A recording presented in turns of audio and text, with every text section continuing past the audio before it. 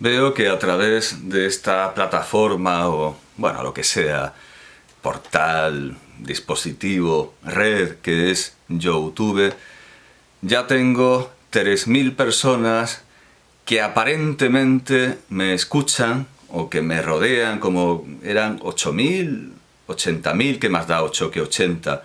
Monjes budistas que circundaban al rey Milinda o Menandro en su conversación con el sabio budista. De esos 80.000 u 8.000, digamos 80.000, sí, digamos 80.000, de esos 80.000 monjes, ¿cuántos realmente no escucharían, sino oirían? Porque claro, una convención, una congregación de 80.000 u 8.000 monjes escuchando una conversación filosófica calmada y pausada, en fin, algo se perderían, como imagino que algo también perderían quienes escucharan el Sermón de la Montaña, como muy bien reflejan los Monty Python en la vida de Brian. No se entiende una mierda, a mi mujer no le diga palabrotas. Bueno, pues eso más o menos sería realmente el Sermón de la Montaña por simples cuestiones acústicas, físicas, y desde luego el Milinda Panha, el diálogo del rey Menandro, sería algo muy parecido. Igualmente entiendo, aunque la técnica haya avanzado mucho, igualmente entiendo que desde luego algo muy parecido serán esos 3.000 supuestos oyentes que luego no comparecen en la mayoría de los vídeos, sino solo en los, lamentablemente, en los de autores más conocidos. A mí me gustaría llevar a quienes me puedan seguir al conocimiento de autores poco frecuentados, pero la inmensa mayoría del público prefiere que se le hable de lo que ya sabe. Prefiere que se le cuente otra vez la misma historia, una y otra vez, tener versiones nuevas de viejos autores, de viejos maestros, lo cual no es censurable, no está mal, pero yo preferiría desde luego que hubiera pasión por descubrir lo nuevo, lo ignoto, lo arriesgado, lo que no está en la boca de todos.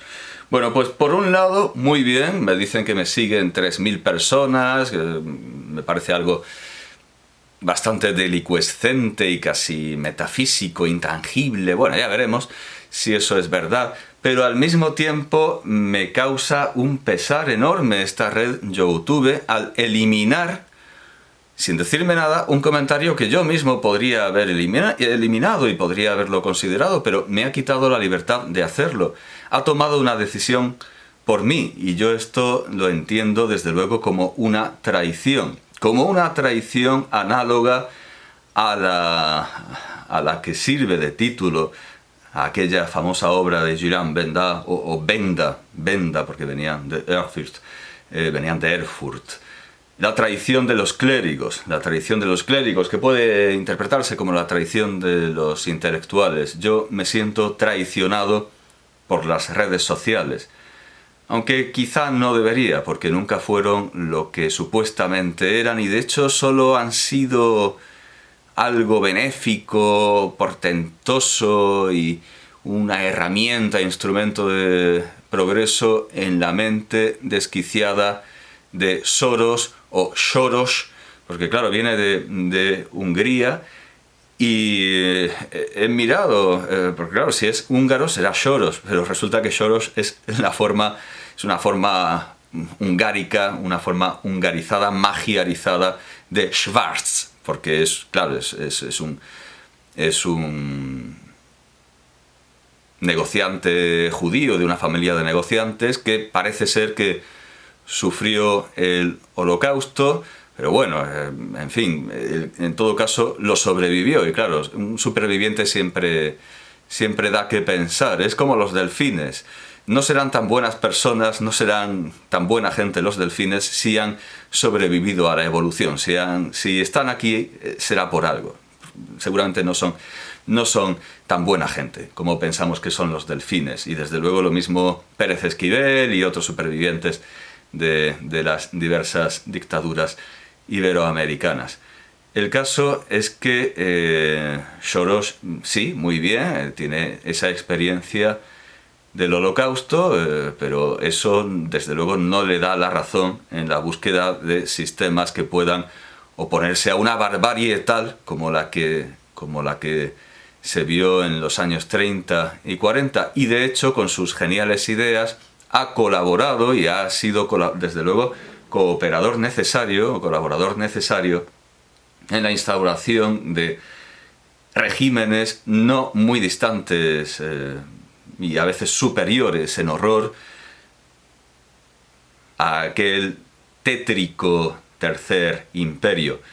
Y claro, me estoy refiriendo naturalmente a las dictaduras yihadistas y a los imperios y califatos terroristas, que desde luego un pie sí tienen en esa famosa sociedad civil que predicaba Soros, o Schwarz, que viene de popa, que viene desde luego de popa, pero de una manera mal entendida. Y bueno, leía hace poco debería haber empezado por ahí, debería haber empezado buscando el artículo. Leí un genial artículo de Gutiérrez Alonso, del profesor Gutiérrez Alonso, sobre Soros, que es que daba una clave.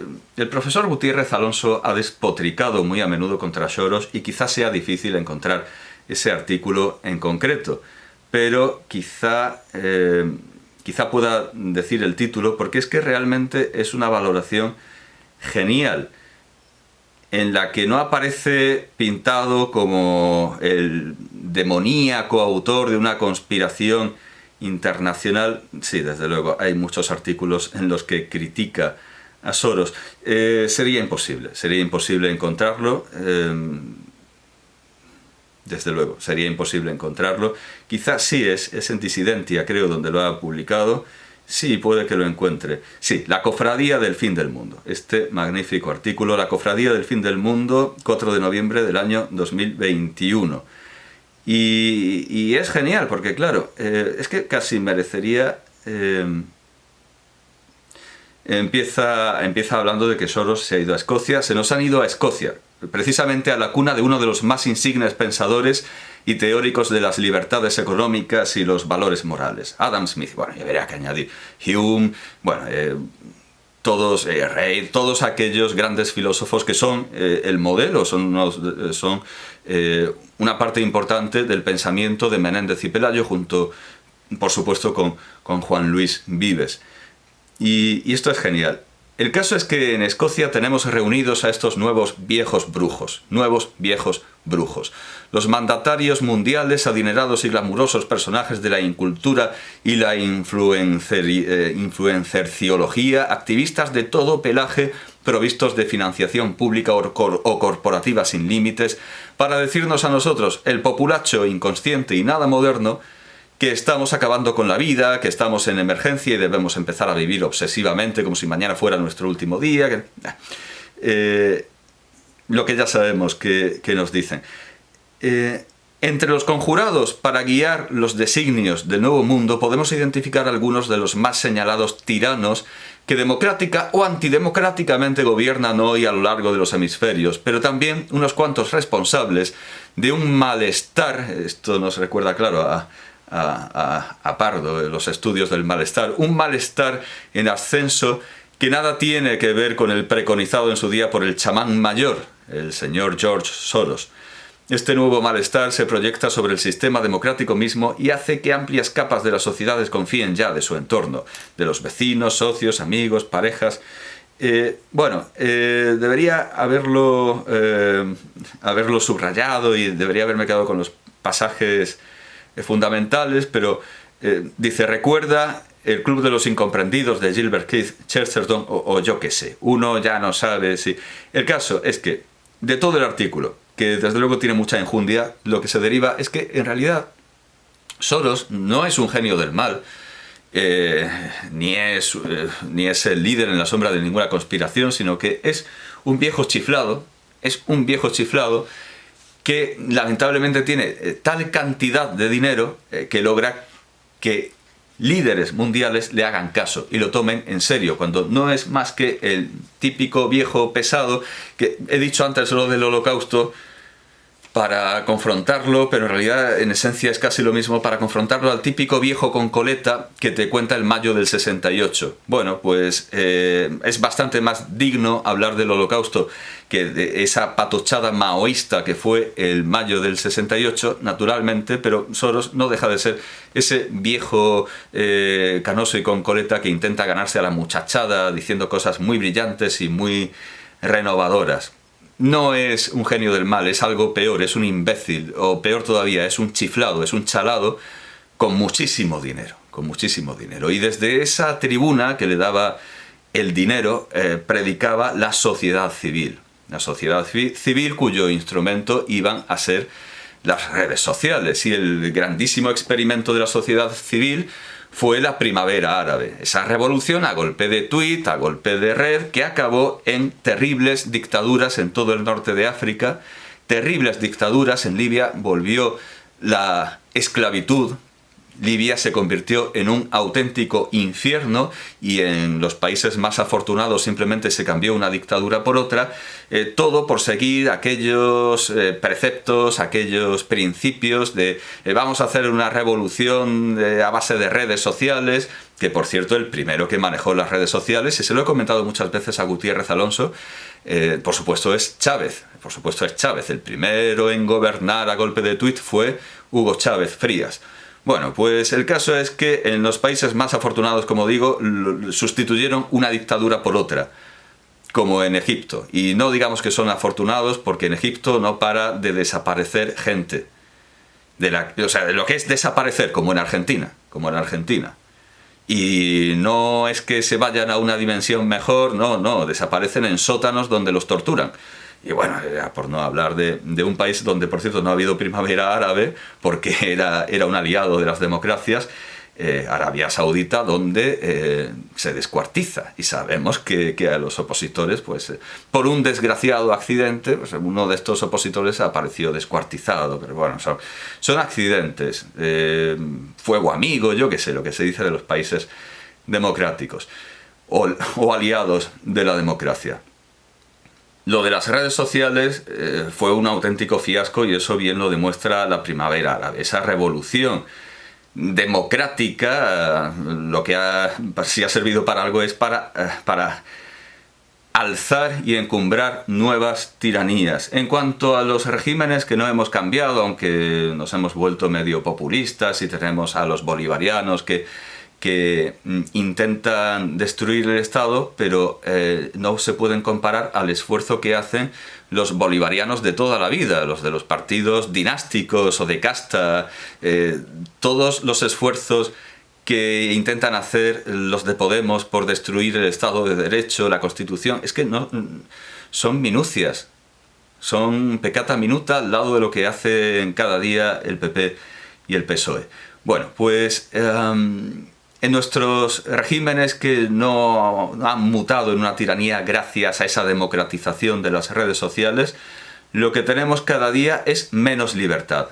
Menos y menos libertad, porque la Unión Europea multa a las redes sociales, y muy fuertemente a las redes sociales, si no eliminan, sin un juicio previo, sin todo el proceso que aparece indicado en las constituciones, en las cartas de derechos. No se puede ejercer la censura previa, no se puede secuestrar material gráfico o escrito sin la orden de un juez. En la mayoría de las constituciones de la Unión Europea se dice eso, pero la Unión Europea quiere que las redes sociales eliminen todo lo que no le guste a la Unión Europea, ya sea en materia de salud, ya sea en materia de terrorismo o de derechos de autor, y si no lo hacen, les imponen sanciones y les imponen multas, con lo cual las redes sociales se lanzan a complacer a la Unión Europea, y eso hace, por ejemplo, que hoy alguien me haya hecho un comentario que no pensaba responder, pero bueno, sí lo he contestado y me han decidido por mí que no debería haberlo dicho. Luego puedo decir qué comentario era si tengo tiempo, pero no quiero que decidan por mí. Y como lo he escrito, le he hecho una foto porque digo, seguramente lo borrará y perderé una frase tan ingeniosa, jajaja. Bueno, pues en un segundo estaba borrado, con lo cual Todo lo que escribamos en las redes sociales puede ser eliminado en cualquier momento. Así que hemos vuelto oficialmente al periodo de la literatura clandestina, del samizdat. Todo lo que sea susceptible de que en un futuro no coincida con el discurso oficial, vamos a tener que tenerlo debajo de una baldosa, con una mota de polvo. Volvemos a 1984, volvemos a los sabios que se aprendían los clásicos de memoria en tiempos del primer emperador de China, o el que pretendía serlo eliminando toda la historia previa, Shi Shi Huangdi, y al final, cuando se tomó su palacio, se encontraron los clásicos en sus cimientos, escondidos, pero a esos sabios que se aprendían de memoria los libros, los quemaba o los enterraba vivos, quemaba los libros y enterraba vivos a los sabios, algo que han hecho muchos dictadores después, y Mao se envanecía de haber enterrado vivos a más sabios y de haber quemado más libros que el primer emperador. Hemos vuelto a esos tiempos, a los tiempos en los que hay que esconder todo lo que creamos que puede ser eliminado si solo tiene existencia digital. Tenemos que buscar los vanos, los huecos, las baldosas flojas para esconder ahí todo lo que podamos crear, pensar, producir, que no vaya a coincidir con el discurso oficial. Hemos vuelto a la clandestinidad. Yo he tenido que hacer una fotografía de algo que pensaba que podía desaparecer y en un segundo ha desaparecido. Pero todavía no se ha destruido el Estado de Derecho, todavía podemos acudir a un juez con todos los gastos, con todas las expensas que eso desde luego nos supone, pero todavía podemos acudir a un juez, todavía podemos ejercer un mínimo empuje en el sistema del Estado, pero las redes sociales se han entregado a los brazos de las dictaduras allá donde están bien asentadas. Y así Facebook retira materiales que son incómodos para la dictadura comunista de Vietnam.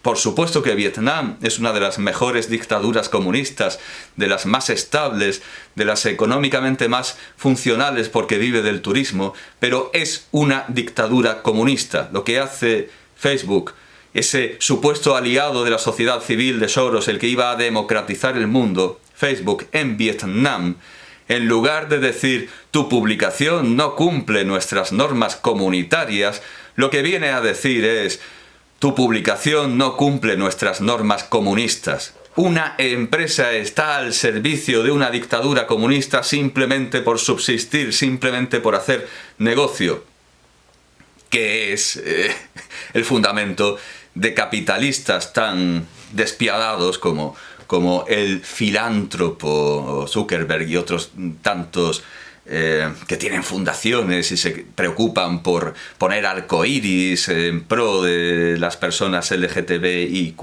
ibuprofeno o lo que sea, pero que luego apoyan una dictadura comunista en Vietnam y se convierten en sus secuaces, en su policía secreta, por no hablar de los datos que sin permiso de los usuarios venden a empresas, porque claro, un millonario no puede ser una mala persona, un millonario ya tiene el porvenir resuelto, ¿para qué va a necesitar hacer una trapacería? Los millonarios son todos personas honradas, y es más, un millonario saudí, por ejemplo, nunca va a tener ninguna relación con un grupo terrorista. No hay millonarios saudíes que tengan relación alguna o hayan tenido en el pasado que tengan relación alguna con un grupo terrorista. No se me ocurre ninguno. No se me ocurre ninguno. No sé, tendría que ver la agenda. Quizá por la L haya algo, pero no, ahora mismo no me acuerdo. Creo que los millonarios son todo personas honradas que nunca se mezclan en actividades terroristas y no pueden usar esos datos comerciales que Facebook le vende de forma masiva para planear atentados. No creo que eso pueda ocurrir.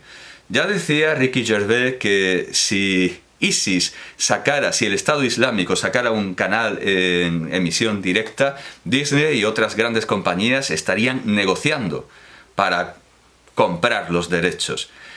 Eso va a pasar prácticamente ya con Afganistán. Afganistán se va a considerar una república sí, una dictadura, un régimen satánico, pero tan estable y tan económicamente provechoso como Vietnam, y ya estoy viendo, y no me cabe ninguna duda, de que la misma compañía, las mismas compañías que bloquean los mensajes del expresidente Trump, esas mismas compañías permitirán hablar a los líderes talibanes como jefes de un Estado sensato y razonable, que ya no son los de antes. No, no, en absoluto.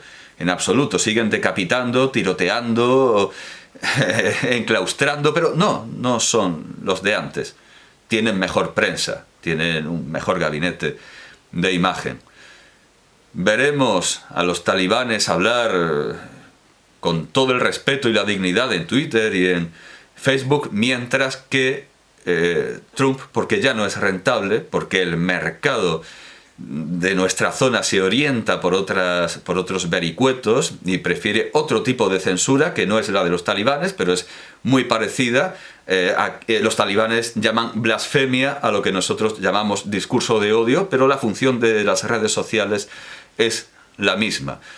Por lo cual, ya lo digo, volvemos a la clandestinidad, al igual que solo queda en la clandestinidad este mensaje que me ha borrado Facebook.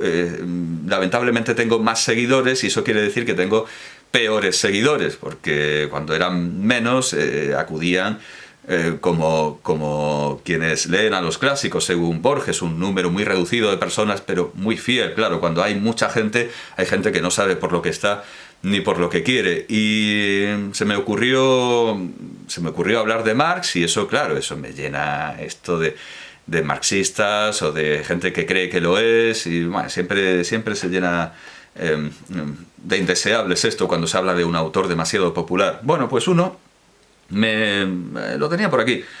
¿Qué me decía uno? Que no me había leído los libros y que no decía nada de... No es verdad, claro que comentaba lo que se decía en ellos. Y luego me acusaba de tener unas manos blanditas. Los diminutivos aplebellan y afeminan la lengua, como repetía José Guillermo García Valdecasas citando a Herrera. Alguien que usa diminutivos constantemente, y no lo hace por modestia o por quitar valor, como Santa Teresa, que usa muchos diminutivos, pero con ese... En fin, alguien que usa muchos diminutivos, ya desde luego aplebella la lengua, ¿no? Aunque este es el típico pobrista que presume de ser un héroe proletario. Bueno, pues eso, que tenía las manos blanditas. Dice que a mí me daría vergüenza enseñar, y más criticando a Marx. Tiene como fotografía un lobo con una rosa, y se mete con el físico de alguien. Claro, meterse con el físico de alguien ya es perder el debate, ya es casi una falacia, ya es un absurdo. Si no tienes otro argumento que meterte con el físico, pues ¿dónde vas, muchacho, que tienes 3 años? Pero si encima no tienes fotografía, lo siento mucho, pero lo que dices... Vamos, remito a esos magníficos vídeos de Ricardo Alcaraz, ese joven que le dice a señores mayores que se están portando como niños de prepa o niños incluso de kindergarten, de guardería. Si encima no tienes una fotografía, todo lo que digas vale mierda. O sea, vamos a ver, es que se mete con mi físico, que desde luego hay mucha gente que me dice, deberías hacer podcast o solo grabaciones, porque lo visual en tus vídeos no tiene, valga la redundancia, lo visual no tiene mucha importancia. ¿Será para ti? Yo me veo muy bien y eso me parece importante, y mis manos me parecen estupendas, y todo el mundo debería verse bien, y desde luego a mí me gusta ver que sobrevivo, que conservo el pelo, los dientes, que no me sale pelo por las orejas que llegue hasta los hombros. Diablos, me veo estupendamente. Si eso no tiene interés, para mí tiene muchísimo interés. Bueno, pues este hombre no tiene fotografía, así que si le daría vergüenza enseñar mis manos, pues que digamos de su cara, ¿verdad? Que no la enseña. Bueno, y dice, y más criticando a Marx. Claro, y ya con esto de y más criticando a Marx, pues no me pude contener, y le dije, hombre, son afirmaciones bastante osadas, viniendo de una cuenta sin un solo vídeo y con un dibujo hortera como toda presentación. Pero lo que digo siempre, y esto lo mantengo, todo el mundo que me hace una crítica, le digo lo mismo. Lo que digo siempre, haga su propio vídeo y deslúmbrenos con su arrolladora y potente erudición sobre el filósofo de Trèveris y con sus robustas y callosas manos de pajero, porque claro, no creo que este hombre haya trabajado en la vida, porque si no, no estaría en internet diciendo a la gente cómo son sus manos sin dar ni siquiera la cara. No como las mías o las de Marx, quien, que yo sepa, ni fue minero ni ponía más tochos que sus libros. Si me tiene que dar vergüenza por tener estas manos, hablando de Marx, pues, ¿qué podríamos decir de las manos rechonchas y seguramente llenas de anillos y sin un solo callo del pobre Karl Marx? En fin, la gente habla, desde luego, con demasiada osadía.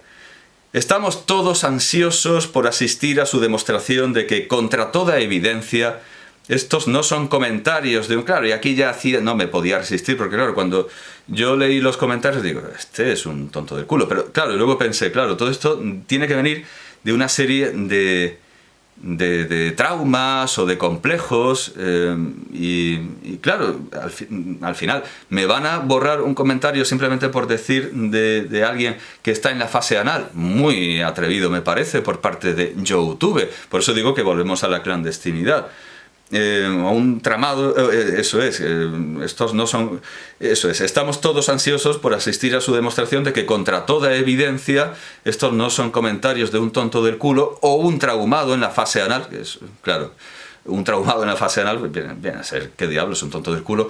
O con complejo de héroe intelectual obrero. Es que hay mucha gente que presume de ser pobre, de no tener libros, entonces claro, me acusan de tener libros, o de... es que es un coleccionista, es que compra libros. ¿Y qué tienes que decir a eso? O sea, no los robo, no entro, no asalto como muchos de los marxistas la biblioteca de los jesuitas de Madrid y no es que me los lleve, es que le meta fuego. O sea, ¿qué problema hay con que compre libros? ¿Que tú no puedes o que no quieres porque te gastas el dinero en otras cosas?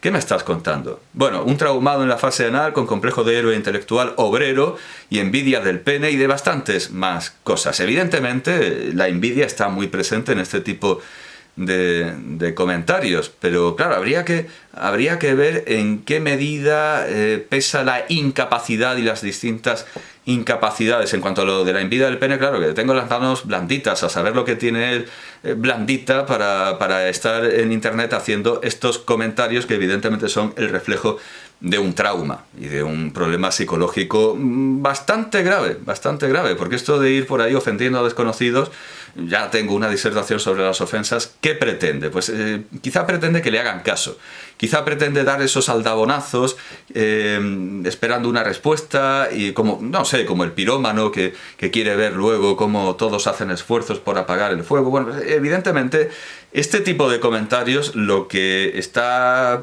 pidiendo es un psicólogo. Por eso recomendaba tanto estos vídeos de Ricardo Alcaraz, que habla desde la perspectiva del paciente de un psicólogo. Pocos pacientes tienen los psicólogos. Bueno, pues eso, que demuestre que no está en la fase anal, sino que esos comentarios son de un genio injustamente desconocido, que de momento lo que tiene es un canal sin vídeos. Luego también hay gente que me hace comentarios desde varias cuentas, y siempre con los mismos discursos, gente que no conoce las más elementales normas de cortesía en sociedad y no se sabe que no se puede ser tan pesado, que no se puede preguntar una y otra vez lo mismo, que ya está bien, que ya vale. Bueno, le decía a este simpático oyente que me proporciona ingresos con estos comentarios, desde luego, pero bueno, y con estos visionados. Le decía que mientras no llegue ese vídeo en el que nos vaya a demostrar su sabiduría, su magnánima sapiencia, pues todo lo que diga vale mierda. O sea, de momento es así. Y YouTube ha considerado que esto debía eliminarse en un solo segundo. Muy exagerado, me parece, muy exagerado. Yo podría haber quitado hierro, podría haber retirado lo de Pajero, que por cierto también se lo dije al ahora director del Instituto Cervantes, pero debería haberlo hecho yo. Estamos volviendo a la naranja mecánica. Tendremos que ser libres para elegir entre el bien y el mal. No tiene que decidir una red social qué es el bien y qué es el mal.